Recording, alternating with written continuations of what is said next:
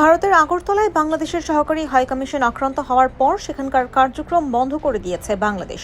আগরতলায় সহকারী হাইকমিশন এক বিজ্ঞপ্তিতে জানায়, নিরাপত্তাহীনতাজনিত অবস্থার প্রেক্ষাপটে পরবর্তী নির্দেশ না দেওয়া পর্যন্ত সহকারী হাইকমিশনারের সব ধরনের ভিসা ও কনসুলার সেবা কার্যক্রম বন্ধ রয়েছে।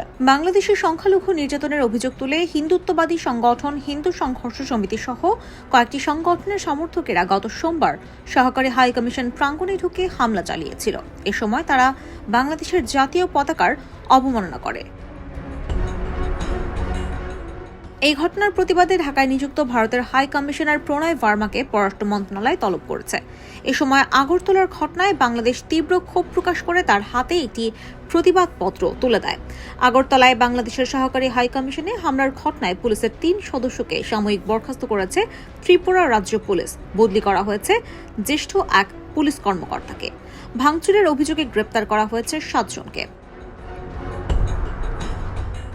৫ আগস্ট ছাত্র জনতার অভ্যুত্থানে শেখ হাসিনার পতনের পর থেকে বাংলাদেশ ভারত সম্পর্কের টানাপোড়েন শুরু হয়। ওদিনই হাসিনা ভারতে পালিয়ে যান।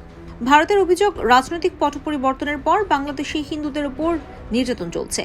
এই পরিস্থিতিতে কয়েকদিন ধরে ভারতের কলকাতা সহ বিভিন্ন স্থানে বাংলাদেশ বিরোধী প্রচারণা ও বিক্ষোভের মধ্যে সোমবার আগরতলায় বাংলাদেশের সহকারী হাইকমিশনে হামলা হয়।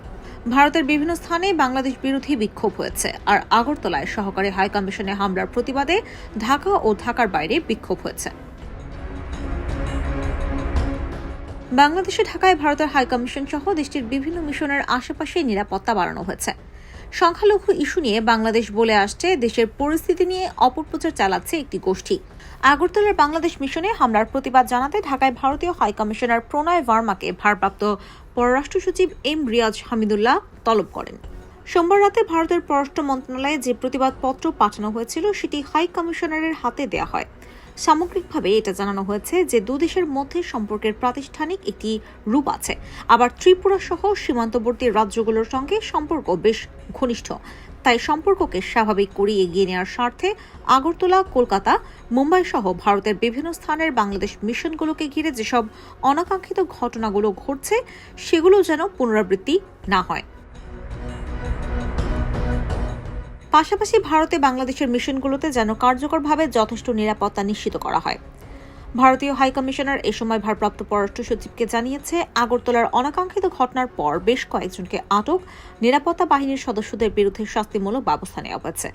মিশনকে ঘিরে নিরাপত্তা বাড়ানো হয়েছে শুধু ত্রিপুরায় নয়, দিল্লি, কলকাতা, মুম্বাই সহ ভারতের বিভিন্ন স্থানের বাংলাদেশ মিশনগুলোকে ঘিরে নিরাপত্তা জোরদার করা হয়েছে। গত ৫ বছরের মধ্যে ভারতের কোনো হাই কমিশনারকে এই প্রথম মন্ত্রণালয়ে তলব করা হলো। এর আগে ২০১৯ সালে ঢাকায় তখনকার হাই কমিশনার রিভা দাস গাঙ্গুলিকে তলব করেছিলেন পররাষ্ট্র মন্ত্রণালয়ের তখনকার মহাপরিচালক আন্দালিব ইলিয়াস। তখন আসামের গুয়াহাটিতে বাংলাদেশের সহকারী হাই কমিশনার শাহ তানভীর মনসুরের গাড়িতে হামলার প্রতিবাদে ভারতীয় হাই কমিশনারকে তলব করা হয়েছিল। ওই সময় নাগরিকত্ব আইন সংশোধন নিয়ে আন্দোলন চলার সময় একদল বিক্ষোভকারী তানভীর মনসুরের গাড়িতে হামলা চালায়। এদিকে বিশ্ব হিন্দু পরিষদ বুধবার কলকাতায় বাংলাদেশ উপ হাই কমিশনারের কাছে বিক্ষোভের ঘোষণা দিয়েছে। বিক্ষোভটি যাতে বাংলাদেশ উপ হাই কমিশন থেকে বেশ কিছুটা দূরে থামিয়ে দেওয়া হয় সে বিষয়ে স্থানীয় আইনশৃঙ্খলা রক্ষাকারী বাহিনীকে অনুরোধ জানানো হয়েছে। এছাড়া এরই মধ্যে মিশনের আশেপাশের নিরাপত্তা বাড়ানো হয়েছে। IBTV USA news desk.